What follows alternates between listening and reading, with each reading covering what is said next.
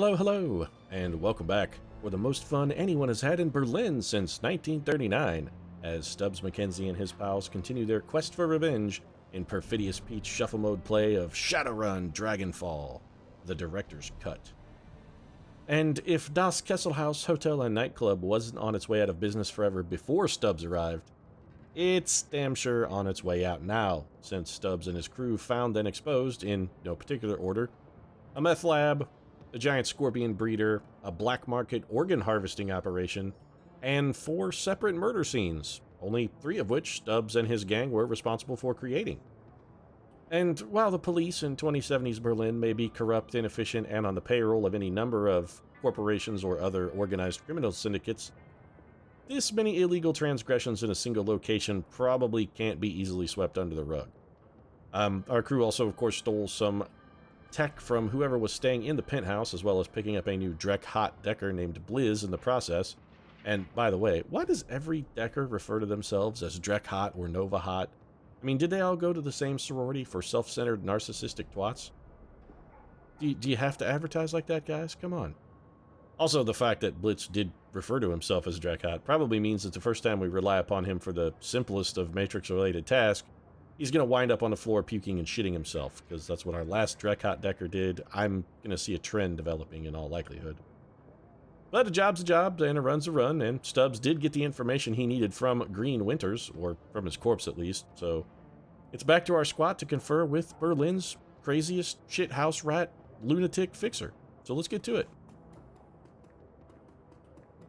And here we go, back to the old squat. We don't really need to visit any of the vendors or anything, I think. We do have some upgrades that we need to take care of. So you know what? Let's concentrate on that for a moment before we go talk to Looney Bins there. So we can upgrade Iger. We can give her a sniper rifle ability that makes her 35% more accurate for a single shot that costs 2 AP. Or we could give her shotgun specialist, but I gotta say I'm not too enthused about. Let's stick with the sniper rifle. Yeah, we're going to confirm that. So we'll give you sniper rifles for Iger. Who else has got... okay, so Dietrich has Meltdown. The third core spell now strips 1 arbor from the effective target, or we can make him throw knives better. Come on, the knife throwing is a joke thing, right? Yeah. So we're not even going to bother looking at that. How about Glory? Compound attack. What does that do? Gains a melee attack, a razor slash followed up by a kick. So clearly Glory has advanced into some very, very intricate martial arts, and that after she slashes with her hand razor, she can also kick now. Very intriguing. Or we could get her firepower. Extra 2 damage, pierces 2 armor with the pistol. Yeah, you know what? I think, let's go with the razor specialist. We've actually been using more melee from Glory, really, than anything else. And Blitz apparently did not level. So, there you go. Alright, well, let's get that taken care of. Let's go talk to... well, Blitz is actually living in our squat now. What are we, like the garbage man? Every fucking piece of trash that we find along the side of the road we just bring home with us? Not that garbage men do that, I'm just saying. We're really sort of collecting a lot of fucking dandruff here. We're like the shoulders of your favorite sport coat after you've particularly dry winter and you got a lot of flaking going on. Blitz. Blitz looks up at your approach. The table beside him is littered with cigarette butts, and a data jack cable dangles from a portable terminal set up by his side. Hey, Chief, you need something? Not really. What are your thoughts about our last run, Blitz? Well, Chief, I wasn't around for most of it, but you got me out of that hotel, and for that, you've got my eternal thanks. Yeah, I guess we'll just catch you later, then. I thought perhaps you had some critical information about the data we stole, but I was very clearly in the wrong on that respect. My bad. Oh, well, we gotta pet the dog. We can't not pet the dog. You look down to see a pair of bright eyes set into a scruffy-looking face looking back up at you. Dante, Monica's old dog. Looking down at those huge brown eyes, you see intelligence and sadness. On some instinctive level, he must know that his master is gone. Dante lets out a small whine, then rubs his head against your leg. I guess we'll pet him. Woof. Yes. Well, he's only a dog. I don't know what I expected. I guess he's gonna follow us around now. Every time you pet the dog, he follows you? Alright. Alright, crazy ass. What is it that you want here, Amsel? News travels fast, Stubbs McKenzie. It seems a small group of well-armed assailants entered Das Kesselhaus earlier today and cleaned house, so to speak. If you believe the tale, the controlling gang was eliminated down to the last man. Then the assailants strolled calmly out the front door, leaving a rather interesting power vacuum for the residents' Drogen kip in their wake. Well, that was us. We killed everyone, and I'm not sure who there is to fill the vacuum because literally we killed everyone, Amsel. All of them are dead. Amsel fixes you with a hard stare. You wouldn't know anything about that, would you? Yeah, it was me. I just said that we did it. It was me. I did it. They were in my way. Yes, I'd guess as much. I would recommend subtlety where possible, mein Freund. Bloodshed is not always the best means to an end. Well, Amsel, I'm afraid we're gonna have to fucking agree to disagree on that one, because bloodshed is pretty much the only way Stubbs knows. And if it's not good enough for you, we should perhaps part ways. But enough of this. We have more pressing matters to discuss. Amsel's expression is harder than you've ever seen it before. Oh, he took off the clown makeup. His expression is very grim indeed. When he speaks, his voice is grim. Iger has told me of Green Winter's death. She said that he died in the same manner that Monica did. I've seen worse. Frankly, I've caused worse. Amsel pauses, then gives you a small nod. From some of the stories that Monica told me, I don't doubt it. All the same, Iger was badly shaken by the sight of Winter's corpse. She tried to hide it, but I could tell. I have mystical powers. I could read her mind. She also mentioned that you found something in Winter's safe. A package full of very old discs. May I see them? Yeah, because what am I going to do? Eat them, Amsel? I brought them back for you. Good God! Gingerly, Amsel lifts the disc from the bundle and holds it up to the light. Slowly, he begins to turn it in his hand, causing rainbow patterns to shimmer across its surface. I haven't seen one of these since I was a boy, except in my nightmares where I'm haunted by them. This is a DVD-RW, a data storage mean from the mid-2000s. I'm amazed that Winters was able to find a device that could play it.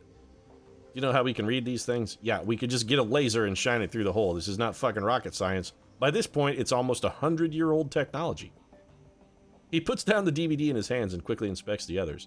The first disc that looked like I might be readable. The others are damaged, some severely so. I have my doubts about them, much like I have the doubts about my own sanity, which is pretty much also severely damaged. For now, let's concentrate on the undamaged disc. There's a little shop outside the Data Haven. Talk to the proprietor, Marlet Hoyley. She might be able to help. Tell her to put the cost of any device on my account. I don't have an account, but you can still tell her that. Yeah, I'm on it. I don't want to talk to you anymore, Amsel. Your creepy, freak, nasty, weird-ass shit has got me going on. You're beginning to make me doubt my own sanity, honestly. I don't care to talk to Dietrich. We will talk to Iger, though. Oh, yes, we will talk to Iger. Hey, baby. How you doing? Iger turns to face you. There's a pained look on her face. Look, I owe you an apology. Damn right you do. Angry, huh? Well, that's okay. You've got a right to be. When Monica died, I was pissed. That probably doesn't come as a huge surprise, but I took that anger out on you, and I shouldn't have. Seeing Venta's body like that was enough to convince me. You couldn't have done anything to help Monica, and I couldn't have either. We're dealing with something new. It's just black ice, guys. Why's all the freak out? I mean, what's with all the attention? Monica was a good friend of mine. Her death hurt. I got carried away, and I said some things that I shouldn't have. I want to apologize for that. Apology accepted, Iger. Her body relaxes. She begins to turn away. Oh no, we're gonna get you gently on the shoulder and spin you back around, Iger. I feel a tender moment between you and Stubbs McKenzie coming. Anyway, that was all I wanted to say. There are a few more things that Stubbs wants to say, baby. Oh, yeah. She stops and turns back to face you. You can't see the wariness behind her eyes. Go ahead. Nobody's stopping you. I'm gonna...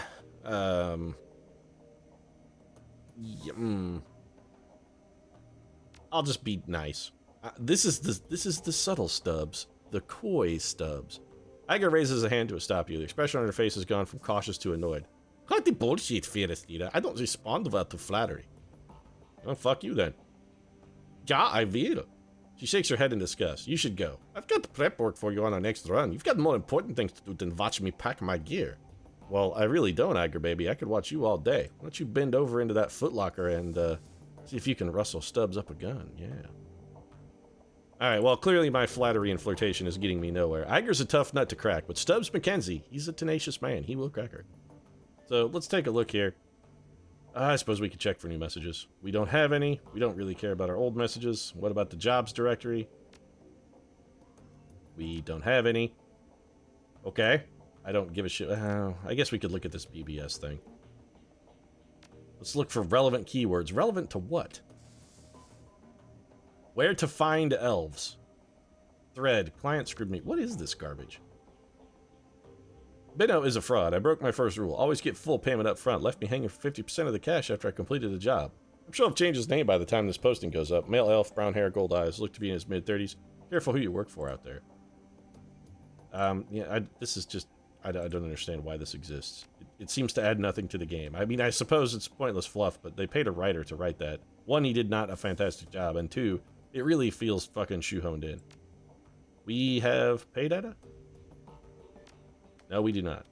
This thing is pointless. Just let's walk away. I don't give a shit anymore. I'm tired. I just want to go do what Stubbs McKenzie does. I'm a simple man. A simple dwarf with simple needs. I need liquor, and I need to make people die in a gruesome and horrible fashion, preferably with my fists. That's all I want out of this life. That's really it. So we have nitro and an advanced drone repair kit in our inventory, neither of which is useful. We also have all of the drugs in the universe, which seems somewhat less than useful. So let's store our grenades for now. How do we do that? Just like, nope. We just drag and drop? Ah, there we go, drag and drop. Okay. Well, we're going to take all of these drugs that we have, because we have a lot of drugs. And I guess we'll go sell the drugs, just to kind of get rid of them. I mean, I'm a Shadowrunner, but I'm still profit-minded. So I can only equip Stubbs and Dante. And Dante could carry my advanced drone repair kit, because clearly that's the kind of thing one wants to give a dog. Come on, boy. Come on, come on. Fix the drone, boy. That's a good dog. You know you want to fix that drone. Oh, yeah, the servo motor in the back end wasn't quite functioning right, was it? Yeah, it was causing propeller problems, but you're a good boy. You fixed it right up. Good boy. Actually, if we had a dog that could repair drones, we'd probably make a better buck out of it, you know, just pimping that drone on, like, television. So let's go talk to Mallet here. The dog is following me. Welcome back. What can I do for you? I acquired this drone. Can you get it up and running again? Might take a bit of doing, though. I love working on these old corp drones. Can't make any guarantees, but either way, it's on the house.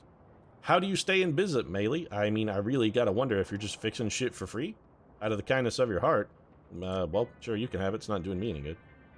I'll start on it right now. See you later. Hold on a second there, champ. Yes, go on then. I'm listening. We need something that can play a DVD. Like a fucking DVD player. Why is everyone so fucking weirded out by this? It'd be like me going into a store today and going, excuse me, do you have a turntop record table? And people would go, well, no, but if you go to a specialty store, I'm sure you could find one. It's not like this should be an unheard of device. DVDs, pretty damn common here. Really? That is old tech. Very old. In fact, just a moment, I'll go look. Seriously, it's not that old. Probably there's like a DVD. In fact, you know what? In the 2070s of Shadowrun, wouldn't there be like a DVD aficionado club where they had like people are now with vinyl records to be like, oh, you know, the vinyl sounds better. They'd be like, oh, the DVD was way better than Holovid. Anyway. Ah, yes, here we are. The rest, a mid-sized flat screen display out of the bin. The display has old enough hookups to connect to a DVD player. RCA, you know, vintage.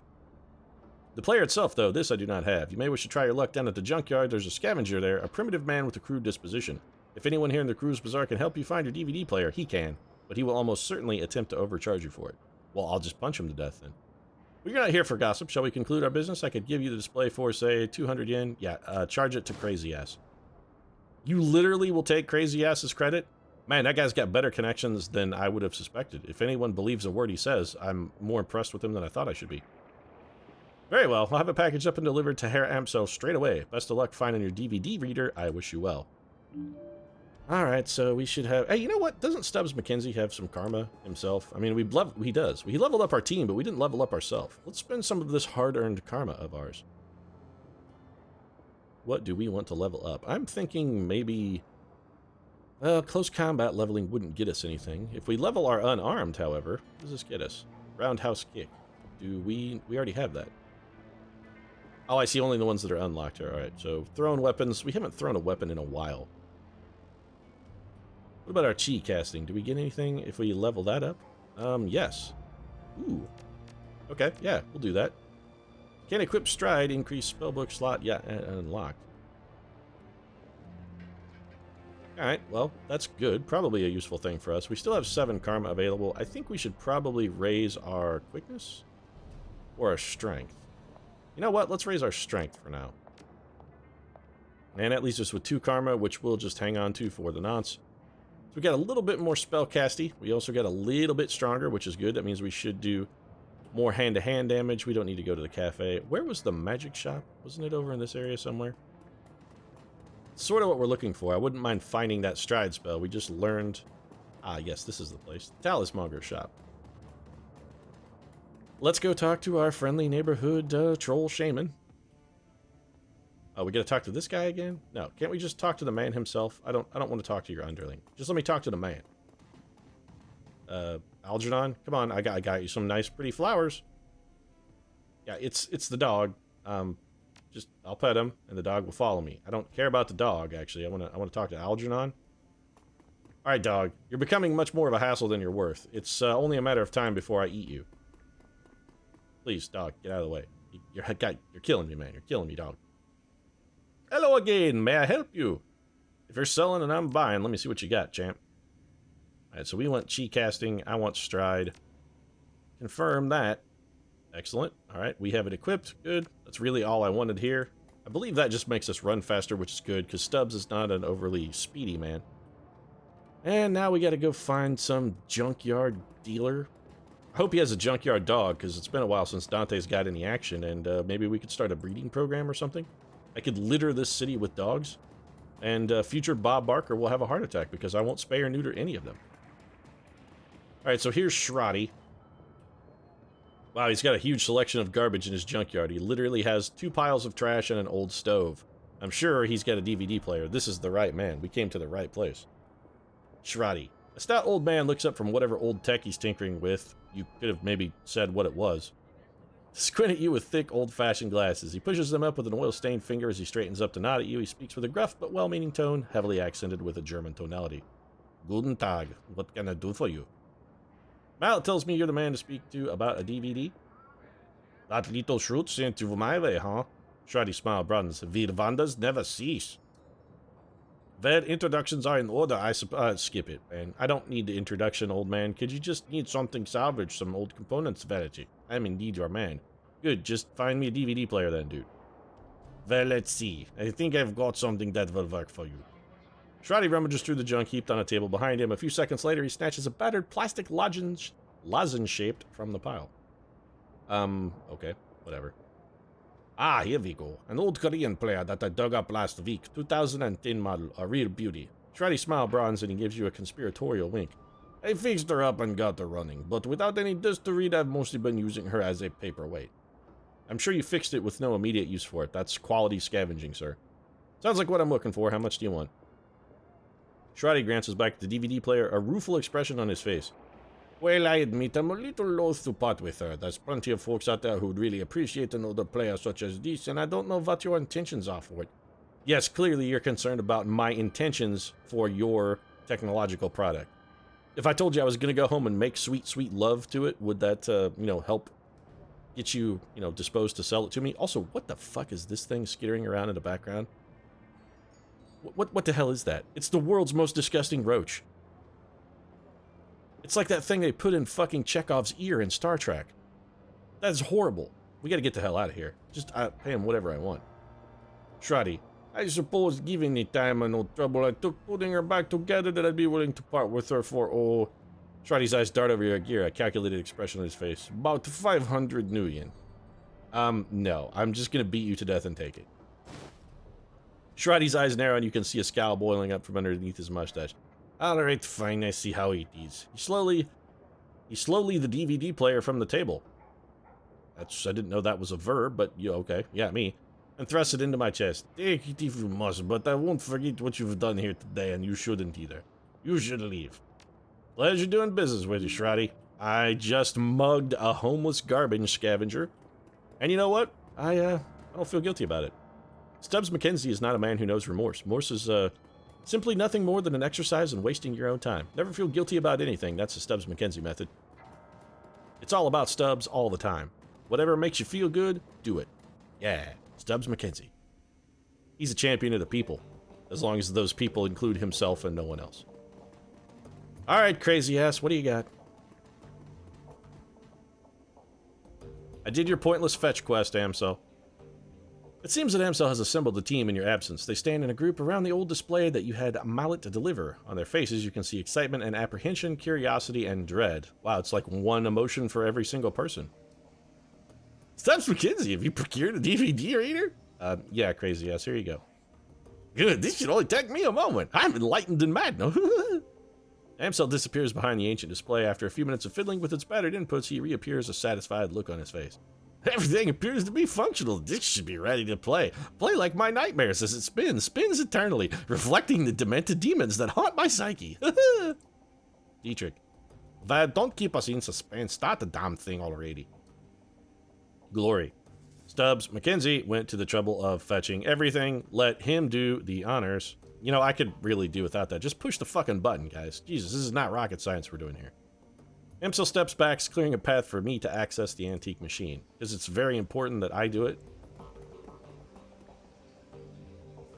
Okay, you know what, Amsel? I'm a little sick of you. Even in our own house, you send me on fucking fetch quests. Not cool, bro. Not cool. A soft whirring sound fills the air as the ancient DVD player spins up the disc to speed. The scratched LCD player comes to life and a menu fills the screen. Well, let's play track 1, I guess. The screen goes black and a cheerful digital chiming sound spills out of the display speakers. A crackle of static fills the air, coupled with a shrill electronic whine. After a few moments, the display goes live and a disheveled-looking man appears on the screen. His eyes glitter with excitement. Timestamp on the screen is 2034 9:15, so September 15th, 2034. Adrian Vauclair. Amy, I think we found her. After all this time freshing, I knew that she wasn't dead. His speech is jittery. You can hear the urgency in his voice. Oh, well, I'll try and put that in. She survived the Dragonfall, just as I've always said. I knew it and I was right. The screen explodes into static and electronic whine in the background sharpens into needle-like pulse of high-pitched sound. Somewhere in the background, Dante lets out a low whimper. The screen clears and the excited face is closer to the screen than it was before. The words spill out of him in a breathless tide. Taking a team to the Sox to retrieve her. The radiation be damned. We'll take appropriate precautions, of course, but we must go. Hermie, I think the body should be nearby as well. Somehow she has survived for all of this time. Screen flickers and explodes into static again, then clears, blah blah blah. May not be back for some time. Look after Mom, okay? I worry about her. And Hermie, stay safe out there. I know things are heating up in Berlin, and I know you. Student, protest, civil uprising. You'll be in the middle of it, I'm sure. Just stay safe, all right? And I'll do my best to do the same. I don't know what's going to happen when I step into the Sox, but I do know one thing. If the Fire Wing is still a danger, I will put it into her once and for all. The display goes black and a background whine fades away. A moment later, you find yourself deposited back at the menu screen. Do I really have to play 6 of these tracks? So the screen goes black for a moment, then a figure appears on the screen. Your late client, Green Winters. His elbow is planted on the table that he's seated at, and his chin rests on his palm. The other hand is wrapped around a bottle of cheap whiskey. Video on the timestamp reads 2053-12-25. So he's had this thing for fucking 20 years? Found a message Adrian left me all those years ago. Got it cleaned up as best I could. Strange hearing his voice again. He pauses and takes a long pull on the bottle. It's good to hear him, even if he did insist on calling me Hermie. Dr. Adrian Vauclair, hero of the people, Dragon Slayer, my brother. He grimaces and rubs his eyes. Hard to believe it's been almost 20 years. Alright, so I'm going to start recording these DVDs again. For me, for Adrian, whoever might wind up watching them. Every time I do this, it winds up feeling like a waste of time, but I keep doing it anyway.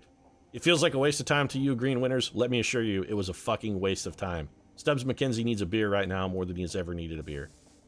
On the off chance that I find something important, if I stumble into a clue that leads me to my brother, I know I'm going to want it on film. I've been doing this for almost 20 years now, after all. No sense in quitting now. Really? No sense, Green Winters? You should have quit. Really, you should have quit. You might still be alive. Christ, 20 years, all this time and still no leads, even with all my contacts and my resources. He takes another long swallow of cheap liquor. Even with my legendary bull-headedness, I've made no progress at all. Haven't turned up a single goddamn thing. Probably all the more reason you should give up, Green. Want to hear something funny? The closest I've gotten to a clue was a rumor. Apparently a team emerged from the Sox a while back. Nobody's clear on the date, but, and get this, he leans into the camera and gives a conspiratorial wink. Supposedly they vanished without a trace. Why the wink for that? He upends the bottle, drains it, slams it back down to the table. His eyes are rimmed with red. Not much of a rumor, considering I already know that you're gone, big brother. I live with that every day. Hey Stubbs, can you poke around on that device till you find a fucking skip button, buddy? Because let's get to the point here. There's a grinding sound from the DVD tray, and Green Winters' image appears on the screen. There's an eager look on his face. Timestamp 2054-10-12. Stumbled upon this archival footage of Flareswing's original attack, months before the Dragonfall. Easy to forget how devastating it was. Adrian saved a lot of people by bringing her down. I've got all the footage all queued up to play, starting it now. Additional comments to follow. The slow whir of the DVD player shifts to a high-pitched whine. A distorted, wavering image blooms into being on the screen. A timestamp in the upper right corner of the screen marks the date, July 6, 2012. Ah, so our old future. Got it. It's difficult to make out what you're seeing at first. The scene is dark and smoky, and the telltale flashes of emergency vehicle lights flicker on the periphery of the screen. The camera pushes in, you can make out two figures standing in a ruined landscape. All at once, the sound cuts in. Reporter. Again, for those of you just joining us, we are coming to you live from Stolberg. A few hours ago, the Dragonfall launched an unprovoked attack on this sleepy Harz Mountain town, and you can see the results behind me. Fire, ashes, and blood. We are joined tonight by a survivor of this latest and most horrifying attack. The reporter turns to face a pale man standing behind him. Sir, I understand that you've been through a terrible ordeal. Thanks for taking the time to speak with us tonight. Survivor. The camera switches to focus on a middle-aged man with a haunted look in his eyes. He stammers out a reply. Yes, of course. If you could, sir, could you please tell the people at home about your experience of the attack? It was horrible. Just pure chaos. So many people are dead. People I knew, roasted alive or trampled to death trying to escape. My own house was burned to the ground during the attack. My family, we have nothing now. Reporter. You all made it through the attack, though. Your wife? Your kids? Yeah, we all made it, thank God.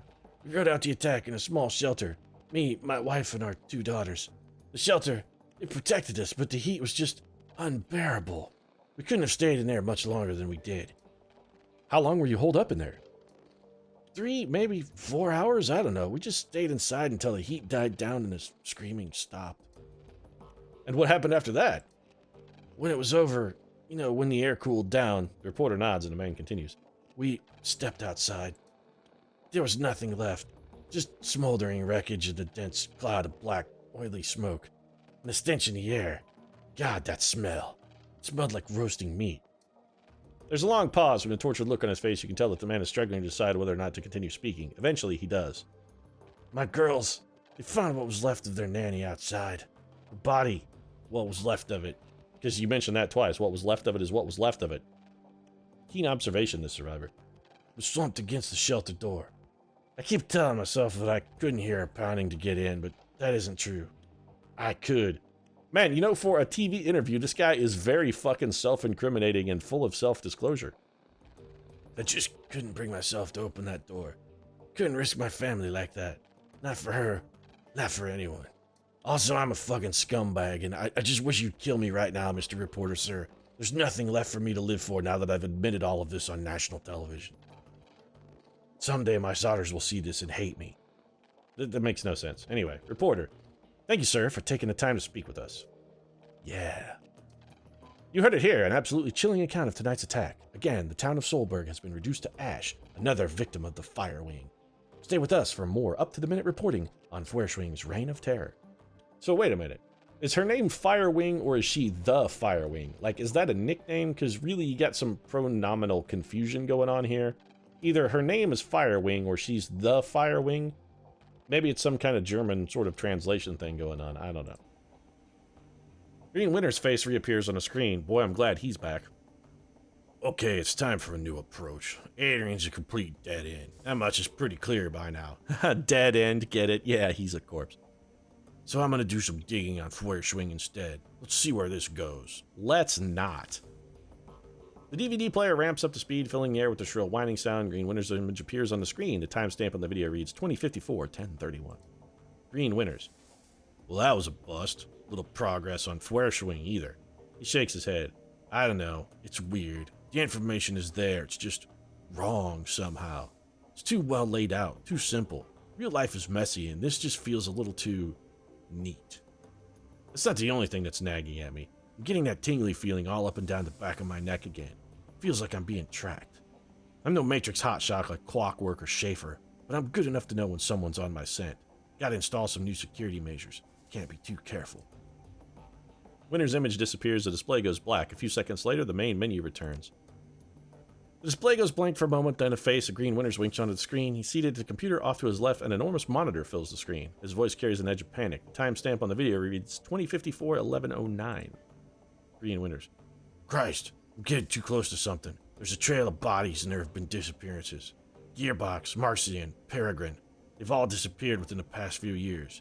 Gearbox just went AWOL yesterday, and they were all making the same sorts of inquiries about the fire wing that I've been. The ghost stories are spreading around the Decker community. Stories about Deckers disappearing and then showing up again later, but wrong somehow.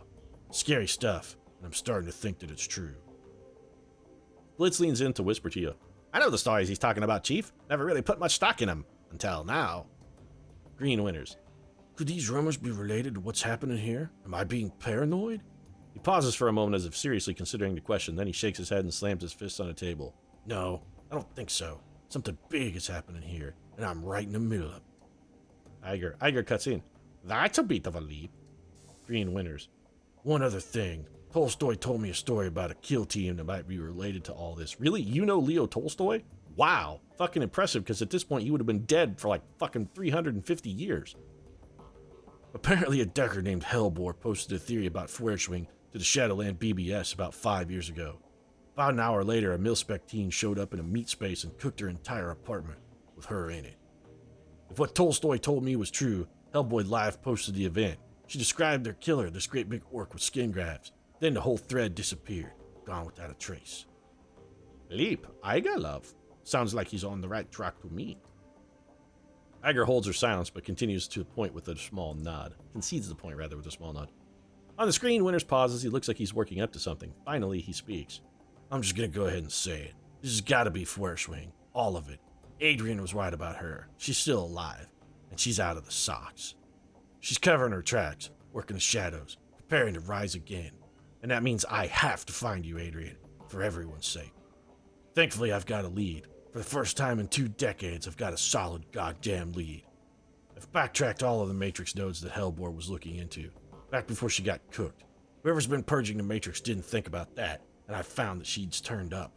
Winter stabs a few keys on his keyboards, and an image expands to fill the screen on his monitor.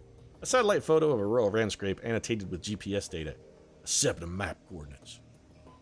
So now I've got a target. Place to start digging, the Harfeld Manor, conveniently located on an isolated stretch of countryside miles away from prying eyes. Matrix records indicate that some sort of data vault exists beneath the estate, so that's what we need to get into. And this is where we came in. Yeah, thanks for the backstory, Green Winters. I really appreciate you cramming this gigantic ball of exposition wad bolus right down my fucking throat. Could there not have been a more adroit way to deliver this, perhaps as we were maybe punching some enemies, drinking some beer, and making hearts explode from chests? Because this is a little dull, guys. A little dull. Anyway. Green Winters. As if on cue, a familiar image winks onto the monitor to Winters' left. Monica. I think I'm going to tap Schaefer for this job. She's got the skills to bypass whatever security they're running out there, and she's gullible enough to take the job in the first place. I'll feed her some line about Flux State security, and she'll eat it up with a spoon. I warned her! Amsel's voice is choked with rage. I warned her! Yeah, he sounds really angry, doesn't he? On the display, Winter's mouth parts into a broad grin. Time to put plans into motion. By this time tomorrow night, I should have the information that I need. And on the off chance that Schaefer gets taken out, well, that'll tell me something too. Can't make an omelet after all. Until then. This guy's not only a scumbag, he's the dullest scumbag in the universe. Like, he found the most boring way to be evil of all time. Winter's image disappeared and the display goes black. A few seconds later, the main menu returns. For the love of God, please burn this fucking disc. When you play the 6-track small video window appears. You recognize the scene in the window. You're looking at the tattered drapes and nicotine-stained wallpaper of Winter's hotel room at Das Kesselhaus. Timestamp on the video reads 2054-11-10. Green Winters. There's a blur of motion in the haggard form of Green Winters lumbers. Oh, well, he's not actually saying this. This is me narrating, sorry. Suspicions confirmed. Schaefer dead. Christ. Winters reaches a shaking hand off camera. A moment later, it returns, clutching a heap of plastic drinking glass. He gulps something down, wipes his mouth with the back of his hand, and takes a deep breath. Okay. Back up. Slow down. Start from the beginning. Winters closes his eyes and makes a visible effort to calm himself. When he speaks again, his voice is steady. Got the call from my contact in the Cruise Bazaar. Schaefer killed on the estate run. Matrix security at the estate cooked her brain. Considering Schaefer's skills and experience, on-site IC must have been extreme. Even by Berlin standards. Security of that kind costs money. Real money. As opposed to what, like fake money or fairy ducats? Given the evidence uncovered so far, corporate involvement unlikely. The connection to the fire wing is too strong. So let's come right out and say it. The dragon is what we're dealing with here, and the smart money says that she's coming for me next. Well, I won't go down without a fight. I've still got my contacts, still got my connections, and a flux state can be a hell of a weapon for a man who knows how to manipulate it. Winters takes another long pull from his glass, grimaces and swallows. Time for me to make my play. Ghost stories or no, missing deckers or no, I've got to jack into the Matrix and start pulling the strings. The countermeasures that I installed earlier should be more than enough to keep me safe for the 20 minutes I'll be in there. Winters drains the rest of the glass and tosses it back over his shoulder. A moment later, you hear the dull clattering sound of hard plastic on linoleum. Schaefer's death was tragic. She was a staunch supporter of the F-state. But still, all things considered. Winters finishes for something off camera. A moment later, his hand reappears clutching a data jack cable. Better her than me. He plugs the cable into his head and the screen cuts the static. Eject the DVD, then break the DVD, then burn the fucking ashes to pieces so that I never have to look at it again. As your finger nears the eject button, a black screen cuts in over the static. A moment later, Green Winters' haggard face appears. Jesus Christ, this guy is haunting me from beyond the grave. If you're watching this, then I guess they caught up to me too. They will be after you too now. Blitz whispers in your ear again, more harshly this time. What the hell is this? You didn't warn me about this before I came here. Now, Blitz. I'm tired of your shit. Green Winters, please, we just want this to end. Whoever you are, whatever you think you're after, you need to find Dr. Adrian Vauclair. Not because he's my brother, because if Fire Swing is rising again, he's the only one who can stop her. You've seen what happens to people who get too close to this. I'm dead and dozens of others have died. You'll be next unless you can find Adrian. Screen cuts back to static, the message is over, the DVD tray slides out of the reader. I want to smash this thing with a fucking ball-peen hammer until it is nothing left but shards of broken, burned, singed, shattered plastic. God, that was some painful backstory and exposition. Painful. The room goes quiet as everyone struggles to process what you've just seen on the DVD. Yeah, they're all as shocked as I am about the terrible storytelling. I haven't been this fucking ham-fisted delivery since, like, the second Twilight book. Anyway, finally Dietrich breaks the silence. A dragon? Son of a bitch. The inventor sent us up against the dragon. The Firewing! She lives! I'm really starting to regret the fact that I didn't stay at the hotel. Iger ignores him. Wait a second. We don't know for certain. The evidence seems pretty convincing to me, love. I'll even take it a step further. I think that the secret facility we stumbled onto was her lair. The room falls silent. Iger and Glory exchange glances. After a moment, Dietrich continues. Just think about it. The decker that Winters got down his coordinates from was posting about Fershing. Then she was killed by that same orcish bastard that attacked us after Monica died. There's a direct link between the dragon, the Scarred Orc, and the Half-Fed Manor. And then Winters was killed by the same thing that killed Monica. Exactly. My gut tells me that the dragon is down there, Stubbs McKenzie. Someplace far beneath the surface. I think we've knocked on her door to her lair without even knowing it. And I think that given what we've seen, the dragon will do whatever it takes to keep us quiet about it.